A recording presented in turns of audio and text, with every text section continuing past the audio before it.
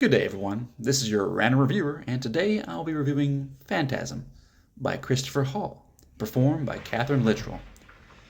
This review may contain minor spoilers, but overall, I will be vague. We'll start off with world building, as usual. The world is nicely fleshed out with far reaching political and social ramifications one could imagine in a feudal society, if a bit polished because of the help of stats and levels. On to the numbers. As one would expect of a lit RPG, levels, stats, percentages galore. Luckily, the story actually relies on the numbers. Every skill has a purpose, and every stat matters. This book has a rather unique take in some aspects of the genre.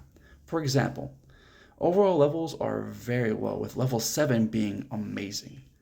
The most impressive innovation to the genre, however, is, in my opinion, the social skills and how they interact on the day-to-day. Be it charm, barter, persuasion, intimidation, and even in later books, bureaucracy. It explains a formula that makes it that just having the highest level, charisma stat, or skill level by itself does not guarantee you will win a social interaction. Furthermore, the consequences of losing such an interaction are far more dire than one might expect. Next, we'll start with the characters, starting, of course, with the main character. In the beginning, some of her actions were rash, too quick to decide, too quick to trust. But this could be attributed to a panicking semi-kidnapping victim and being unused to the effects of social skills being used on her. She quickly shows her intelligence and adaptability, though. Mistakes are still made that could have been avoided by the budding social butterfly that is the main character.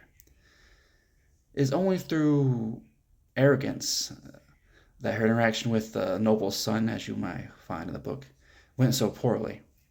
However, that being said, the way the author resolves that stereotypical encounter was unique and completely unexpected. So I applaud the use of an old trope in a new way. As far as other characters, they're not two-dimensional. They learn, they grow, they change. In addition, the new characters that are introduced are interesting. I initially thought that they would be background characters. Well, this was a false assumption on my part. And I was pleasantly surprised. Almost all characters introduced become very prevalent to the story. Now for some minor gripes. The first book seems to be like the main character is just reacting to what is in front of her.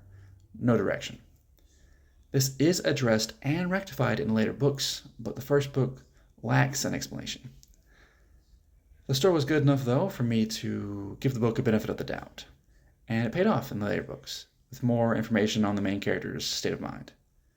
Another minor annoyance was the ending, which boils down to go away, end of book.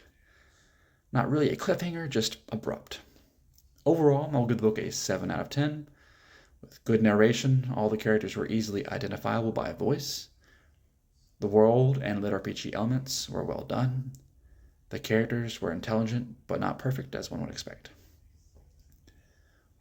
For those who read the story and enjoy lit RPG fantasy, with a strong female lead, and a story that doesn't take itself too seriously, you might also like Skyclad by Scott Browder, Azranth Healer by Reveiw, or A Small Town in Southern Ilvaria by Axwell, or any number of other books, but those should get you started.